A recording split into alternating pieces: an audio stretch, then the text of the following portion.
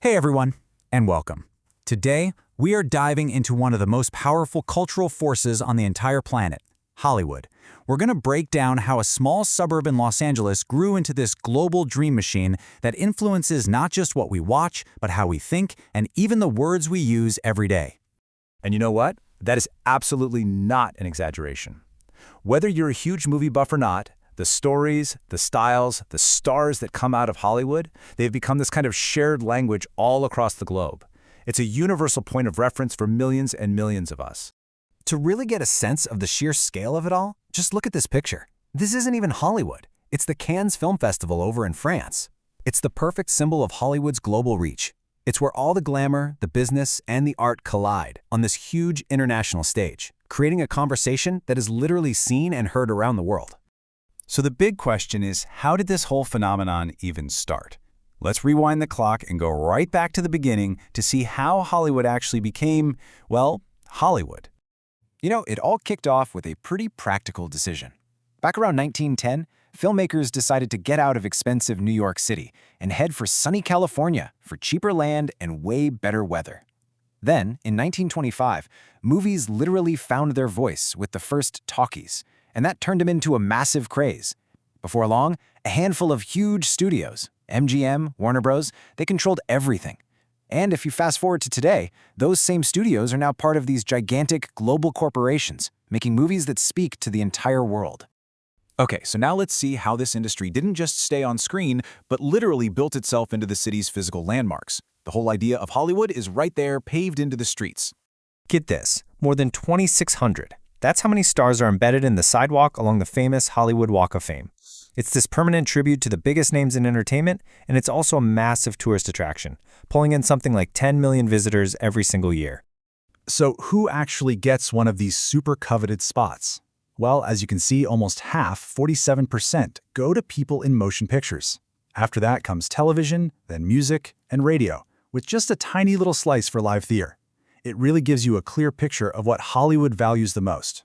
The silver screen, for sure. Now, this is a really interesting contrast. On one side, you've got the Walk of Fame. It's permanent, it's public, anyone can go visit it. But on the other side, you have the Cannes Film Festival. That's an exclusive, invitation-only event that's all about celebrating the newest films. Both are massive symbols of prestige, but wow, do they represent it in completely different ways. Cannes is really where the art and the business of film just slam into each other.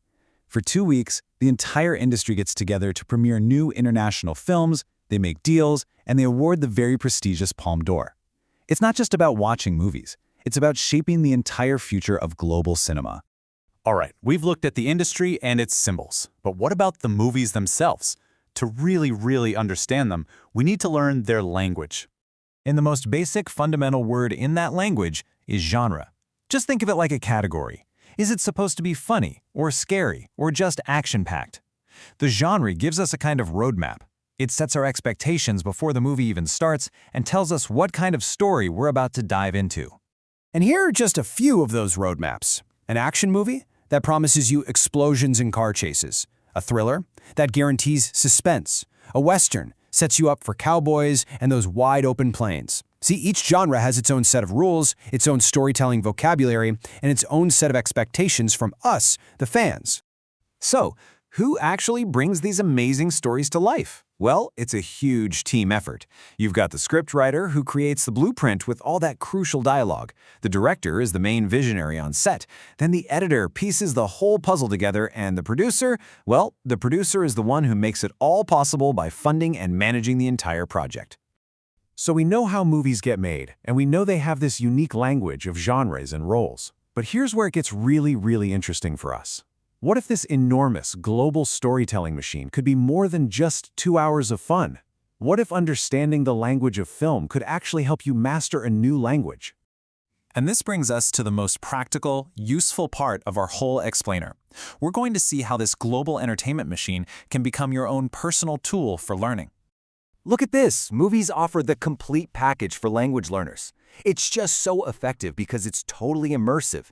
You're not just sitting there memorizing words. You're hearing natural dialogue, slang, different accents. All of that sharpens your listening and speaking skills.